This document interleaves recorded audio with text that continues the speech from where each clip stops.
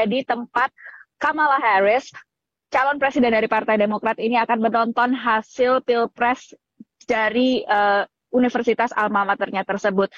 Tadi antriannya mengular sampai sekitar setengah kilo, tapi sekarang juga beberapa orang mulai masuk ke dalam, dan dari laporan pandangan VOA di dalam acara dan beberapa entertainment atau hiburan-hiburan itu sudah mulai bergaung di dalam, dan juga vibe atau mood suasana yang ada di dalam itu cukup optimistis, uplifting, dan juga sangat-sangat optimis bahwa kemenangan akan dipegang oleh Kamala Harris.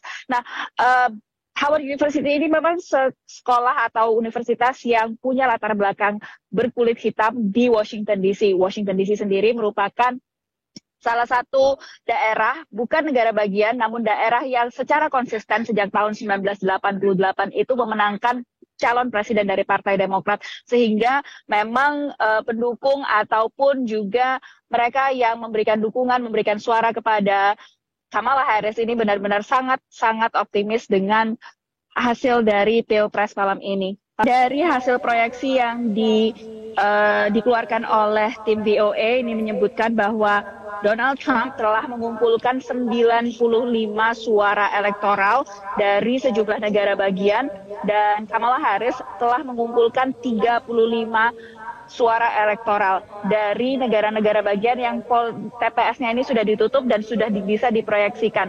Kebanyakan ini adalah negara-negara bagian yang memang secara konsisten atau punya jejak rekam yang selalu memilih partai-partai yang sama, baik Partai Demokrat maupun Partai Republik, sehingga sudah bisa tergambar demografisnya seperti apa, dan suara elektoral ini sudah bisa dihadiahkan kepada kandidatnya masing-masing. Termasuk tadi yang sudah saya sampaikan, Trump saat ini terkumpul 95 suara elektoral dan Kamala Harris 35 suara elektoral.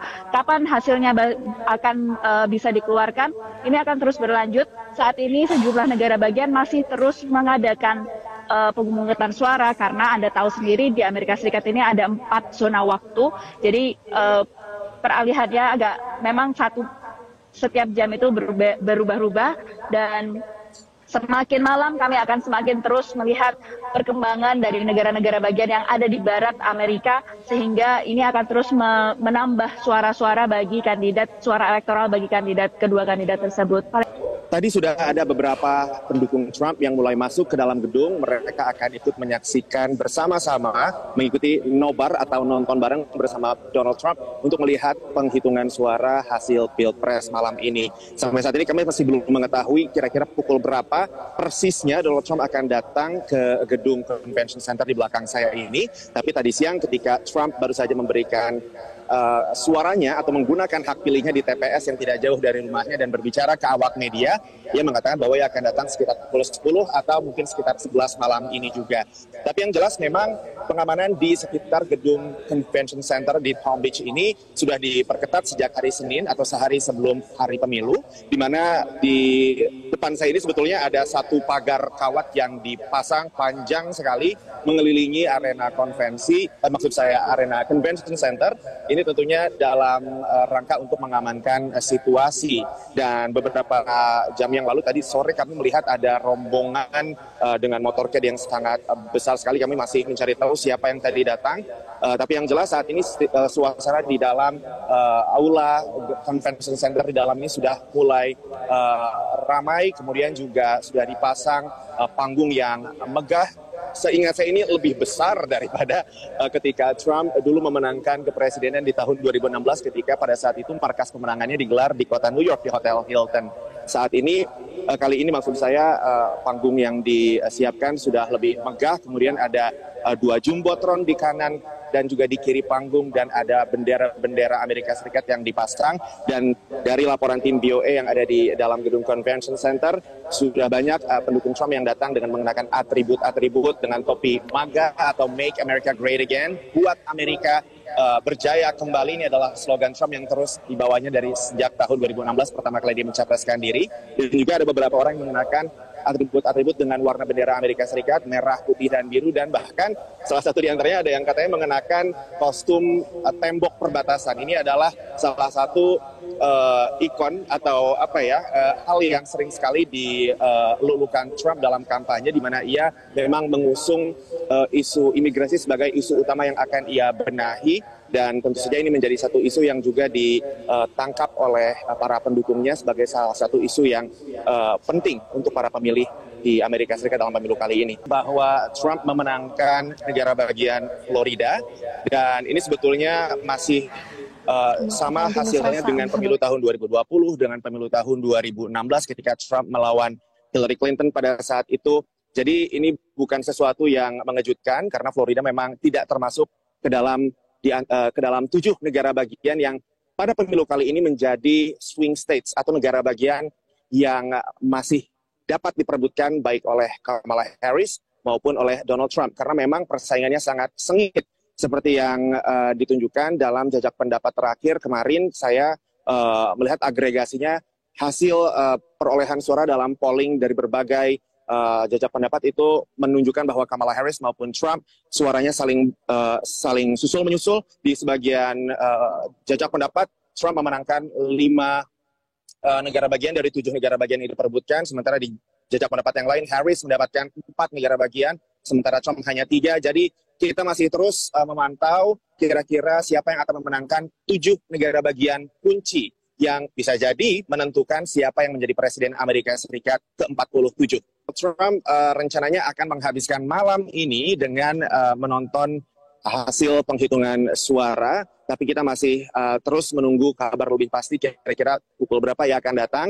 Rencananya akan datang pukul 10 malam, tapi yang jelas seharian ini setelah tadi ikut memberikan hak pilihnya di TPS, Trump menghabiskan waktu di kediamannya di Mar-a-Lago bersama dengan istrinya, mantan ibu negara Melania Trump, karena memang Trump sendiri baru tiba di Florida tadi pagi pukul 6 waktu pantai timur Amerika Serikat, setelah seharian kemarin Trump ini melakukan kampanye ke sekitar 4 lokasi di 3 negara bagian dan menutup kampanyenya di negara bagian Michigan, sehingga ia baru kembali ke negara bagian asalnya di Florida pada pukul 6 pagi waktu setempat. Kita akan terus laporkan tentunya untuk pemirsa Metro TV seperti apa jalannya acara nobar atau nonton bareng penghitungan suara hasil Pilpres Amerika Serikat dari markas Trump di Florida ini, Valencia. Sudah ada profesor dari St. Petersburg State University, ada Ibu Koni Rahakundinis Bakri dari kota di Sochi, Rusia. Selamat malam waktu Indonesia, Bu Koni. Glad to have you here. Selamat malam juga Bu Susti, apa kabar? Halo, Connie, we miss you. Saya ingin menyapa kepada yang jauh terlebih dahulu ya. Saya ingin menyapa ke Bu Koni. Bu Koni, kalau kita lihat ini kan nampaknya Trump, saya akan langsung saja. Trump ini kan konsisten ya, menyuarakan Make America Great Again, mengutamakan Amerika Serikat sebagai katakan saja poros dunia. Nah, dikhawatirkan ini akan berdampak buruk kepada perekonomian global, termasuk sektor perdagangan akan sangat memprotek sekali dalam negeri. Bahkan sudah disampaikan secara jelas oleh Trump berkali-kali melalui janji kampanyenya akan menaikkan tarif impor sampai 20%, lebih tinggi untuk impor dari Tiongkok bahkan mencapai 60%. Anda melihat perang dagang jilid 2 ini seberapa besar akan menghantui global dan juga Indonesia? Gini, kalau ditanya langsung ke arah perang dagang, sebenarnya saya bukan ahli ekonomi ya. Tetapi kembali sebelum saya jelaskan semuanya, harus dilihat saya ini posisinya sangat mendukung Trump. Itu dulu. Kenapa mendukung Trump? Karena mungkin karena base saya sekarang di Rusia dan kemudian saya lebih banyak terlibat ke dalam isu-isu kawasan dan juga isu dunia, tidak lebih ke Indonesia case-nya. Seperti hari ini saya ada di Sochi, di salah satu bagian negara Rusia untuk bertemu Presiden Putin, rapat besok lusa dan besok dengan Pak Lavrov, Menteri Luar Negeri. Tapi intinya yang kami bahas adalah sebenarnya bagaimana kebijakan dan pengaruh Pilpres Amerika ini terhadap dunia, bukan saja ekonomi. Di dalam isu pertemuan hari ini misalnya, kami itu membahas tentang isu Timur Tengah, itu dulu. Jadi Timur Tengah ini dianggap sesuatu yang harus segera diselesaikan, ya kan? Nah, untuk menyelesaikan itu kan selalu dianggap bahwa Amerika itu selalu ikut campur banyak terhadap apa yang diinginkan dicapai oleh Israel. Ternyata dari beberapa yang saya temui di dalam ruang rapat kami di Valdai, di antara para akademis dunia yang hadir, hampir semua ternyata mendukung Trump. Kenapa pertanyaannya? Karena mereka kagum kepada kebijakan seperti saya, kagum kepada kebijakan Trump yang sadar diri gitu, bahwa Amerika itu udah waktunya mengurangi cawe-cawenya ke luar negeri, tetapi betul-betul fokus kepada Make America Great Again. Bahwa itu kaitannya kepada ekonomi, kebijakan yang akan ditarik oleh Trump untuk proteksi ekonominya sendiri, saya kira itu adalah sebuah kebijakan yang harus kita appreciate dalam hal kita melihat kepentingan Amerika mengejar kepentingan nasionalnya. Sama seperti kita misalnya proteksi nikel. Itu juga jadi ada wajar saja kalau Trump kemudian mendahulukan kepentingan negaranya sendiri untuk kedua kalinya ya kalau nanti dia akan menang ya? Ya betul, dia akan kedaulatan Amerika itu ada di deregulasi ekonomi, itu udah jelas disampaikan oleh Trump. Tetapi kembali kepada melihat ke dalam kondisi dalam aspek security ya, yang saya khawatirkan ini kan kemudian perang akan semakin terus meluas, dan saya rasa itu juga dikhawatirkan oleh Presiden Prabowo kan, bahwa akan jadi perang dunia ketiga dan lain sebagainya. Nah, menurut saya gitu kan, dengan diterpilihnya Trump itu akan mengurangi tense itu, dia akan lebih tenang untuk arah-arah ke dalam konteks ke dunia. Itu kira-kira nih. Sementara kan kalau kenapa saya nggak kepada misalnya Kamala Harris gitu ya, karena dia kan lebih bicara tentang standar sosial, tanggung jawab lingkungan, yang menurut saya dia akan memainkan peran Amerika kembali ke dunia gitu, akan terus ikut campur ke urusan-urusan di luar Amerika. Sementara menurut saya Amerika hari ini memerlukan sebuah koreksi ke dalam dirinya sendiri. Ini menarik. Artinya oke lah, kita tidak perlu bicara mengenai kebijakan ekonomi dalam negeri sendiri yang nampaknya ini menjadi salah satu dari janji-janji kampanyenya Trump. Saya tertarik dengan pembahasan dari Bu Kony tadi barusan, bahwa yang justru dinanti oleh global, oleh dunia ini adalah apa dampaknya kalau Trump menang terhadap kondisi peperangan di Timur Tengah, kata-katanya seperti itu. Bu Susi, bagaimana Anda melihat kemungkinan beda pandangan, beda approach, beda janji juga yang ditawarkan kepada pemilih?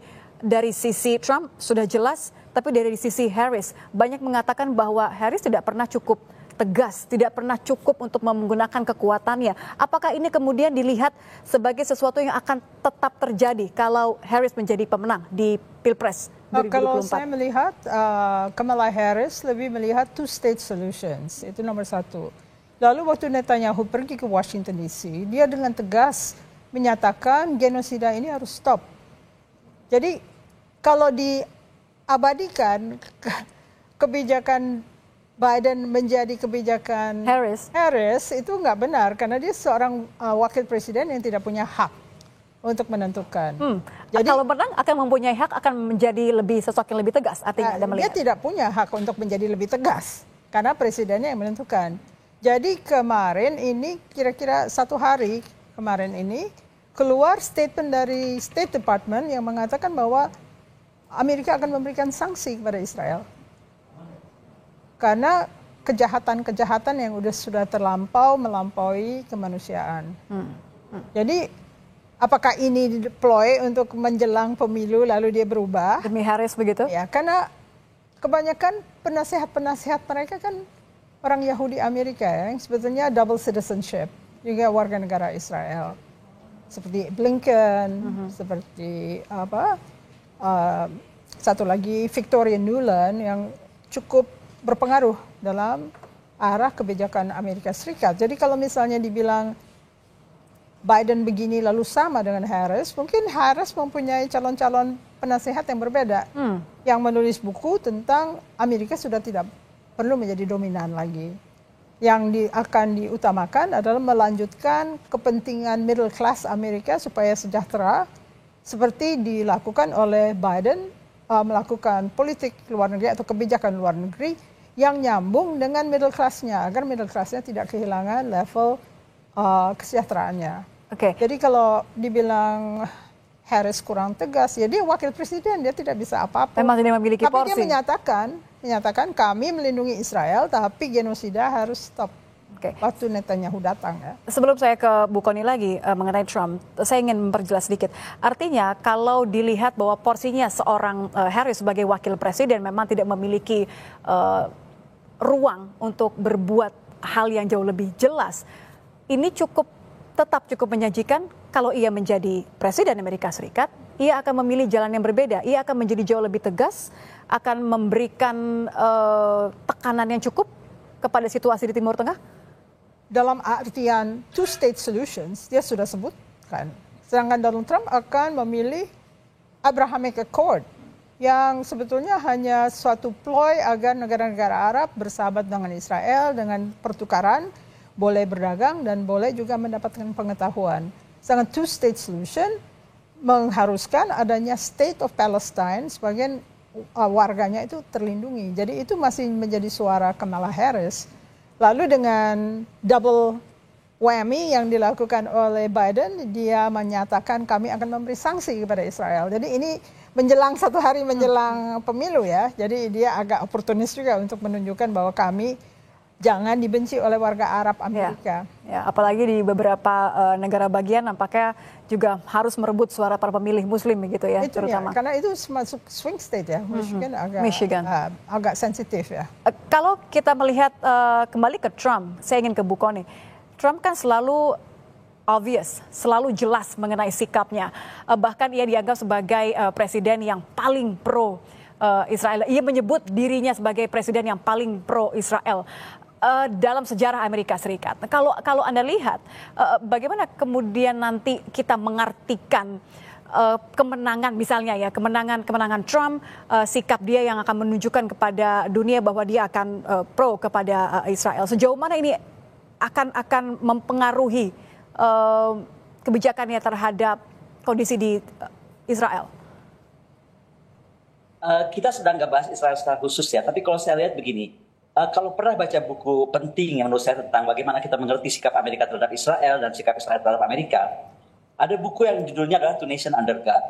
Jadi kedua negara ini yakin betul mereka itu dua negara yang ada di bawah di bawah perlindungan Tuhan, dan itu panjang selebar diceritakan bagaimana mereka saling terikat. Ini kalau kita bicara tentang hubungan erat ini nggak cuma bagaimana support Amerika terhadap Israel, tetapi apa hubungan batiniah terjadi antara Amerika dan Israel, dan itu ada di buku tersebut.